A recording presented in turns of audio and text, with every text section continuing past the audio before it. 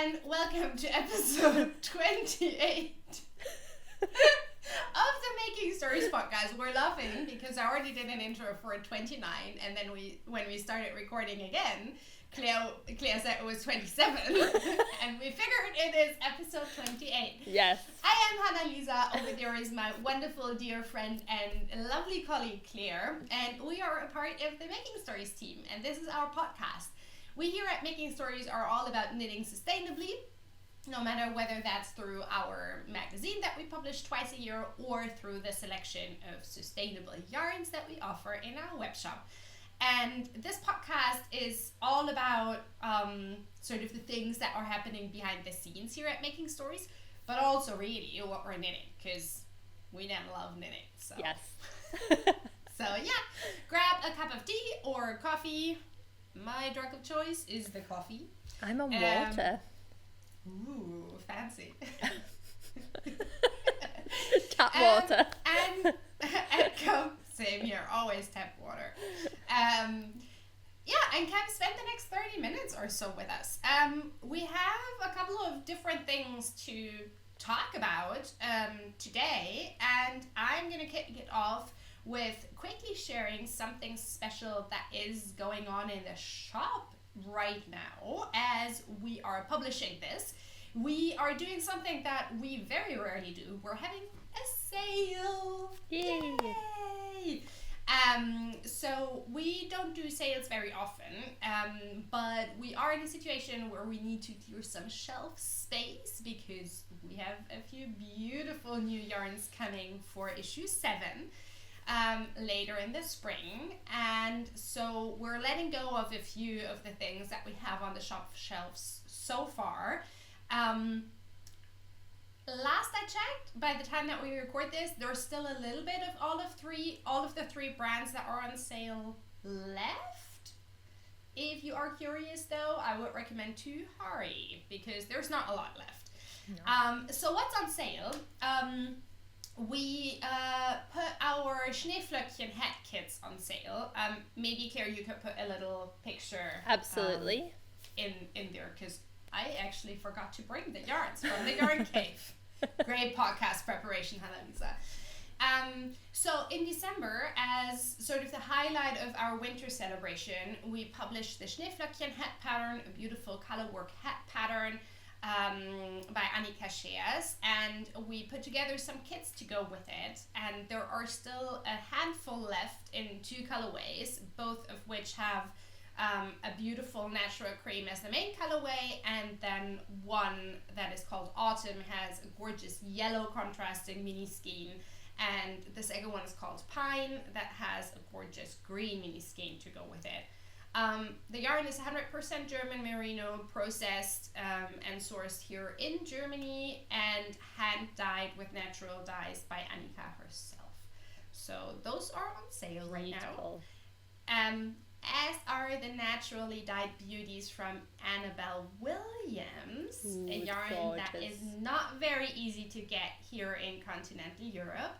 Annabelle is a wonderful botanical dyer based in the UK. And we have a couple of skeins of her Darwin 4-ply base still left in the shop. It's a gorgeous merino base that's a tiny bit heathered, like a gray, and we have a few beautiful colorways that have a lot of depth to them. And it's gorgeous yarn. It's gorgeous. It's super soft. So good, yeah.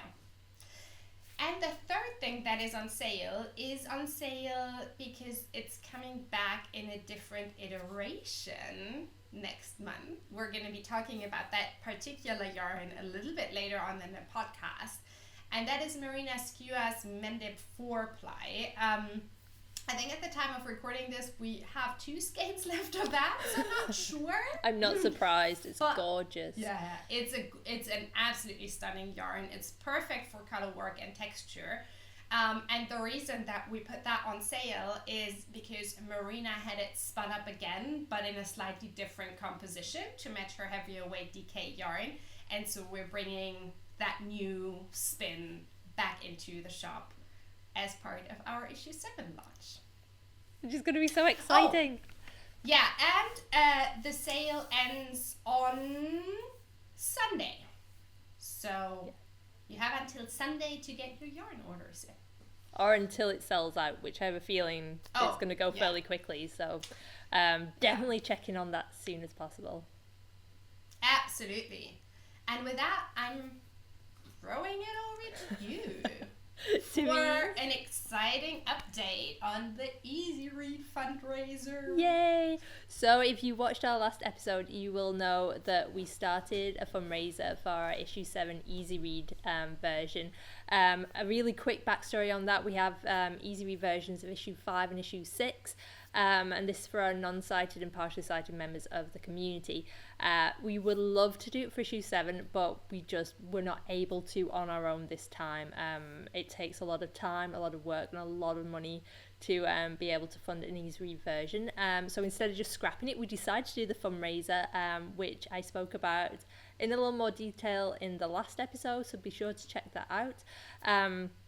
We are now getting close to being able to produce 3 patterns from issue 7 in Easy Read format. It would be lovely to be able to get as many patterns from that issue, or potentially even the entire issue of issue 7 done in Easy Read format. We are running the fundraiser to February the 28th, and all the details are below of how to donate, how to share, and just to spread the word in general. If you're interested in learning more about the Easy Read versions and pattern accessibility in general, I did an Instagram live with our amazing accessibility expert Renee Van Hoy. Was it last week, the week before? That is now available to watch on Instagram, on our Instagram TV channel, but I also added it here on YouTube. I'm going to put the link below, or you can find it in our video list. So if you're not on Instagram and you'd like to give that a watch, be sure to check it out. It was such a lovely chat that we had together, and it was a great insight into pattern accessibility and how the Easy Read versions are created. That's the coffee turning off if you heard that beeping. I am sorry. Just suddenly a high-pitched beep. So yeah, that is the update for the Easy Read version. As I said, if you would like to donate towards the fundraiser, check out all the links below. You can do it through our website, but also through PayPal. And I know it's not always possible to donate money towards things like this. But just helping to spread the word, sending our podcast videos to someone, sending that video of me and Renee having the chat, just talking about pattern accessibility in general and helping spread the word also really helps us out. So thank you to everyone who's donated as well. It's been lovely to see the response and get the feedback. So thank you so much. And thank you to you, because like all of this was your work. And I'm just so happy with it. Like, I'm very, very pleased every time that someone shares about the Easy Read fundraiser on Instagram, for example, because that is, like, even if you're not able to donate, which I fully understand, is one of the best ways to actually spread the word. There are a couple of posts on our Instagram feed that you're more than welcome to share. As Kier said, we're very close to having 3 patterns sort of be that we'll be able to do 3 patterns in an Easy Read version, but we would love to do 4 or 5, maybe all 12. It would be fantastic. So there's still plenty time to get to that point. We're running till the 28th of February. That's when the fundraiser closes, so still time to get there, fingers crossed. So please do check out the links below. And I think the fundraiser has just been a nice way as well, because I know when we've been promoting the Easy Read versions in the past too, not everyone really fully understands what they are and why we have them and what it actually involves to create them. So hopefully this gives much more of an insight and it gets it on people's radars a little bit more, not just for us, but for just pattern accessibility in general. Yeah. Alrighty. Should we talk a little bit more about issue 7? Yeah. I'm so excited. I have it right here next to me. Me too. So we're swiftly moving into the part of the podcast where we talk about what we have on our needles. And if you've watched any of the last probably 5 podcast episodes, I always took the same thing with me. Like growing up ivy scarf. That's okay though. I have something different to share today. I'm not gonna lie. It was a bit hard sort of to not continue working on the growing ivy scarf because I love it. It's been a lot of fun. But the pressing matter of creating swatches in the new yarns that we'll have for issue 7 caught up with me. And part of that is that we're doing something new this time, something that we're trying out. We like experimenting with things.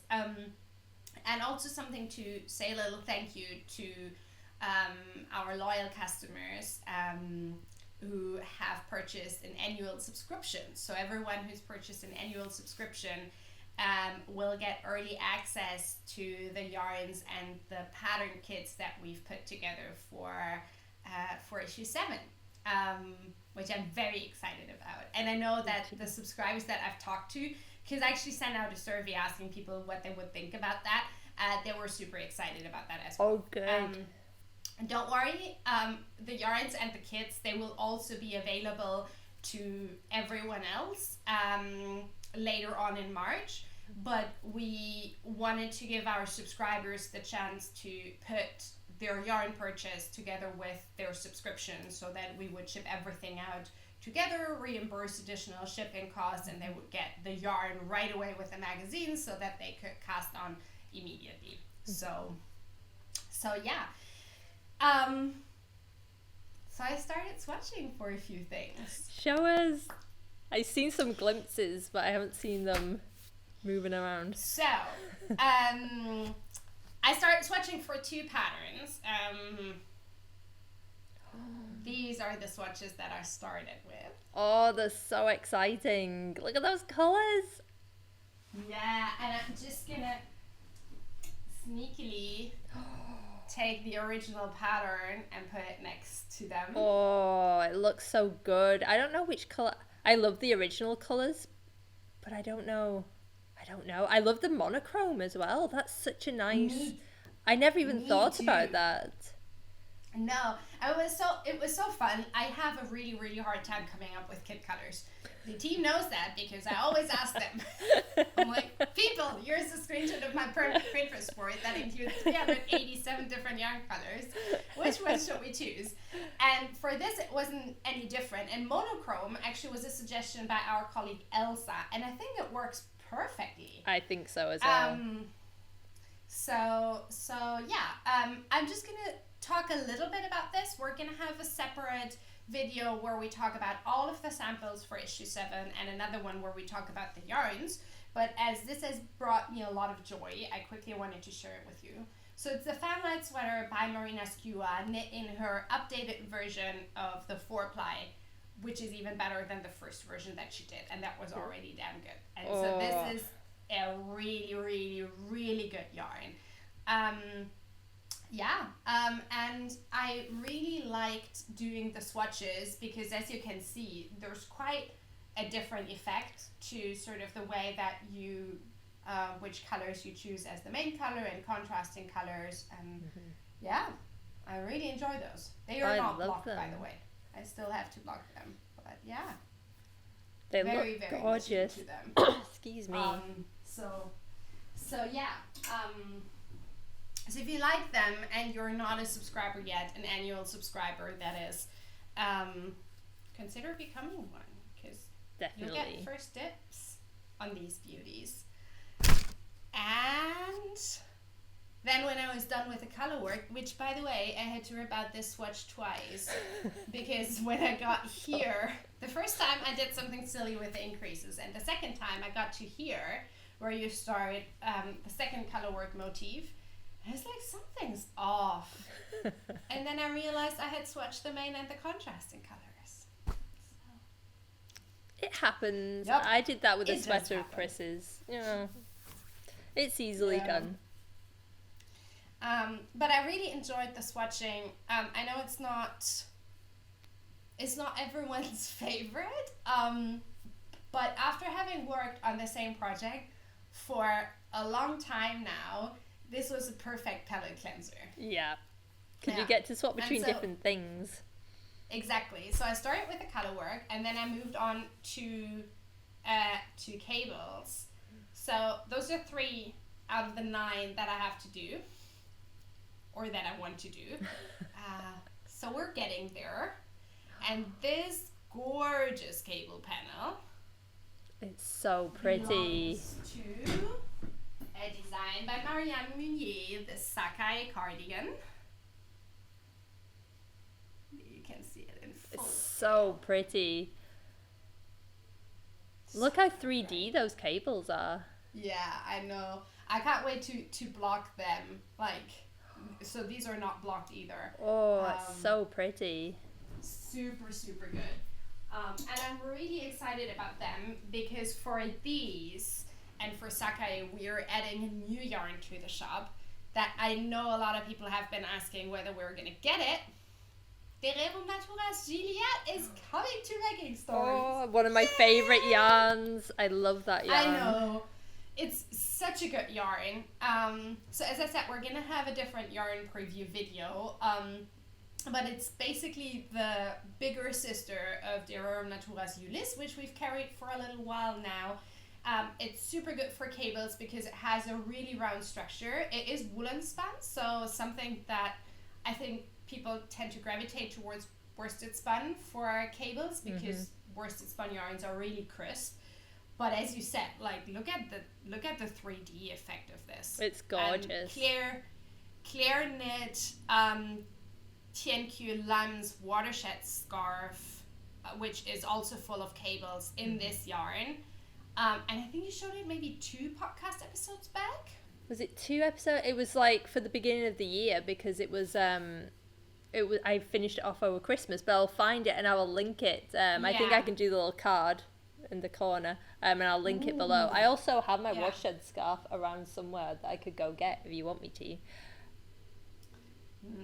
We can talk about it maybe in the next episode. Sure. Ever since I used it for I never really thought of using it for cables, and then I had it in my stash and I was like, I don't want to use anything else for cables.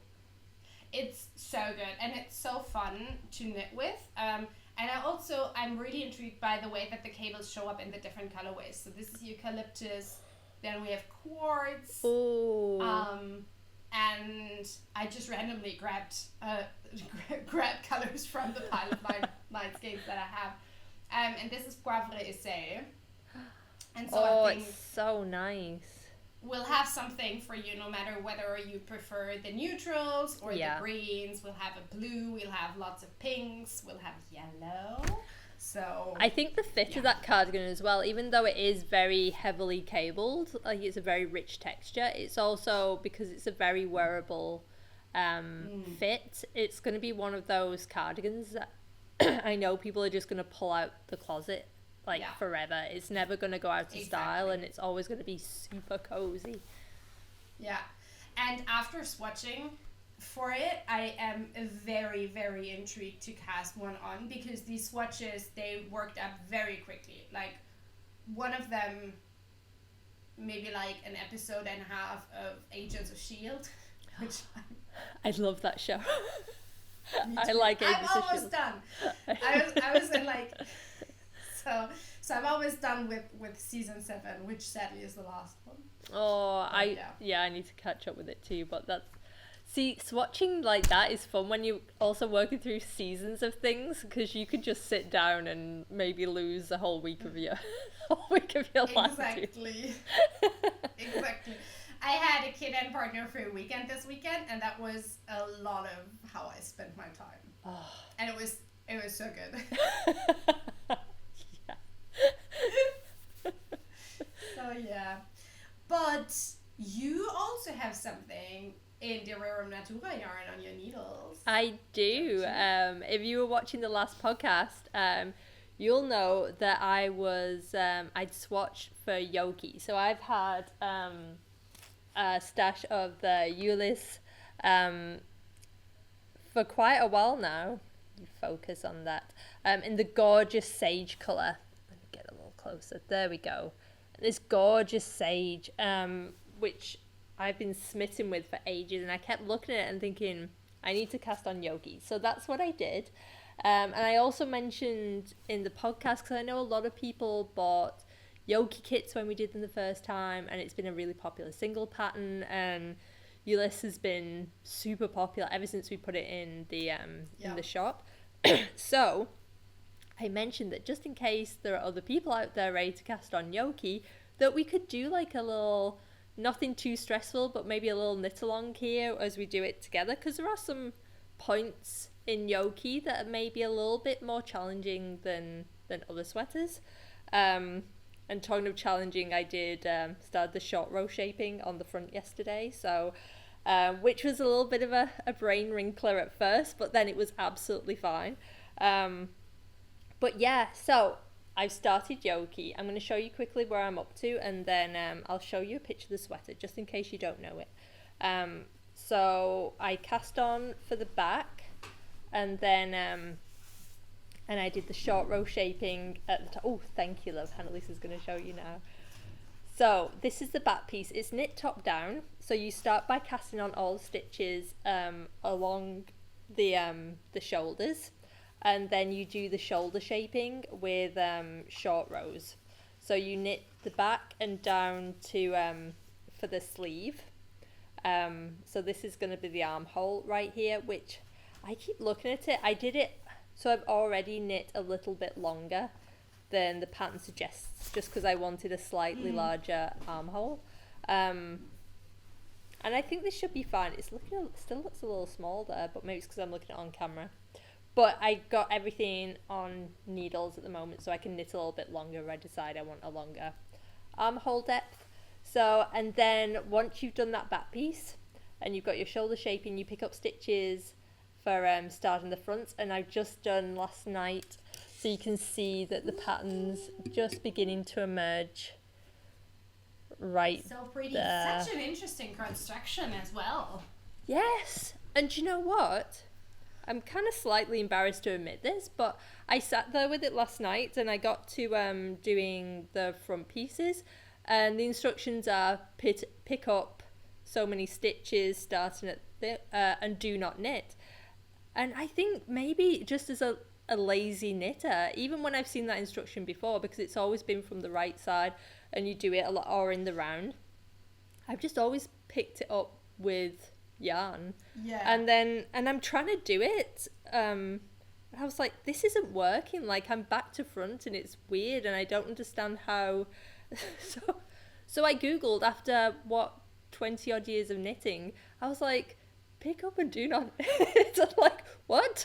And yeah, so I learned that for the first time last night. I always had a suspicion I was kind of winging it when I read those instructions, but so if this is facing you, you have to pick it up from this. The instructions get you to pick it up from this side, which if you're trying to do it with yarn and you have the right side facing, just doesn't.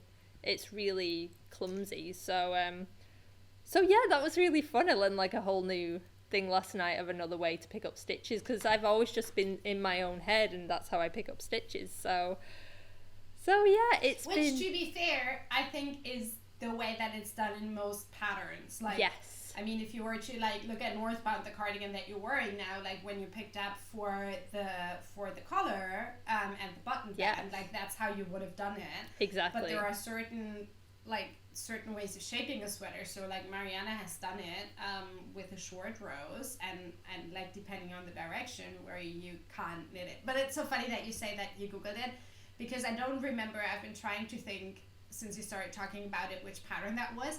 I had the exact same thing a couple of years ago. I was knitting something and I was like, this doesn't work. What is this? Why is this not working? And then I looked at the instructions and it said, usually it says pick up and knit, blah, blah, blah. And there it said, just pick up. And it didn't even say, I think Yoki says like pick up and do not knit. Exactly. Like, it just said pick up the stitches. And it's like, I wonder if this is different to pick up and knit. And it turns out it is. It is. So it was really fun. So I sat there and I literally just, you kind of then just weave your needle through, and I did it through the right leg of the stitch below. And yeah, I actually really like it. It's made a really neat, seamless pickup edge. So, and the inside seam, I don't know if you can see that. So that's how it looks from the inside. It's really nice, and so I'm really happy, and I learned something new, which is always fun. So yeah, now I'm up to starting to shape the neck, and then I'll do the other side, and then join it, and then I'm kind of, to be honest, I've read the instructions before a few times to prepare, and I think until you start doing it, it can feel a little bit. I couldn't quite get it right in my head what I was supposed, because it has you, when you start the shoulder shaping, you have to follow the chart from like a specific row and a specific stitch. And that was the bit that I was like, ooh, I'm getting a little bit lost. So what I did, I actually took a screenshot of the chart, and I kind of marked off where my short rows were going to be, which helped me. But to be honest, once you do the first couple of rows, because it's quite an intuitive pattern, it wasn't a problem anyway. But yeah, I'm really enjoying it so far. I only cast it on a couple of nights ago. I got the back bit done really quickly. So just so everyone knows, I'm knitting this on 4mm needles, which is 2 sizes up from what it suggests, because I couldn't get gauge with the original one and it felt really tight for me. It was too dense a fabric. So I went up, and I don't have gauge at all. My gauge is wildly off. I think in the pattern it says for 24 stitches, I think. Where are we? I think I got 21. It's 24 in the pattern. Yeah. So I got 21. So I've got a much larger gauge. So I'm knitting size 1. So I sized down, and that should give me roughly the right size and the fit that I'm after. My row gauge, weirdly though, on that size is completely off too, but the other way around. Even on the larger needles, I've got, I don't know what that's about. I don't know how that's happened. But I'm going with it, and luckily this is one of those patterns where the length, because you are working to different lengths and you can really customize it, it's not going to be a big deal at all. So yeah, I've done my armhole at 6.5 inches so far. So I might add a little extra length. The pattern said 6.25 inches, but I've gone a little further now, and I might do a little bit more. I'll see how it's feeling once all the shoulders are on. So so if you're knitting Yoki too, and you want to do just like a really gentle little knit along on here, and follow along and share anything that you're up to, and if you have any issues, feel free to do so in the comments below. If you'd like to share photos, we're going to have a really relaxed hashtag on Instagram, making stories YokiCal. I'll put all the details below. That way, if you are doing it and you want to just tag it, just let us know where you're up to, and let me know how you're getting on. So yeah, that's where I'm up to so far, and I'm really enjoying it. It's so much fun. Yay! Ooh, I can't wait to see that. Me neither. That emerge further. I love it. I love the construction, and I think it's such a wearable piece as well. Me too. Super good. Poor Orin has been wishing for a sweater in dark blue with dark blue stripes for a month now. So once the swatching is done, I'm going to cast that on. But it's hard though. I mean, it's getting warmer yet, but I feel really bad, because he's like, he knows that I'm knitting. Like, he knows my knitting bags, and he started to say that the bags and the knitting is dangerous, because I always tell him to keep away from the needles because they were so sharp. And so he's like, stricken gefährlich. And like, it's just the needle. And he's so excited. Like, when I was knitting like a baby sweater for his newborn cousin, he was like, oh, that's for little Noah. I want one too. Like, you get one. That's so cute. That's really nice that he actually wants the knitting though, because I have nephews and a niece, and it's honestly, I'm not worried, because the person I like to knit for the most is me. I'm more than happy to say it. But I went through that phase of trying to knit for the kids, and yeah, they just want video games. They don't, which is fine. It takes a lot less time, and I can knit something for myself instead. So yeah, I kind of got the it's so itchy thing. I'll enjoy it while it lasts. I think once I'm done with the swatches, I'm going to take him to the yarn cave, and I'm thinking that he might like something in the Era Natura Julis, because that is super soft. It's and so it has soft. Some really pretty blues. So yeah, it really does. I think that was my mistake. I use a lot of yarn. I haven't got particularly sensitive skin, so yarns that I think are really soft, other people don't always think are really soft. My eldest nephew was one of the first ones. He's like, why is it so itchy? When I made him this lovely Brooklyn tweed cardigan, not with Brooklyn tweed yarn, it was with oh god, I don't remember now. It was like an alpaca mix, so I thought it was super soft. Yeah. No, he was like, it's so itchy. No. Oops. So it's been video games ever since. They want what they want. Exactly. No. Alrighty, lovelies. Thank you so much for tuning in today. It was lovely to get to spend half an hour with you. If you liked this episode, give it a thumbs up, subscribe, share it with a friend or 2 or 5 or 15.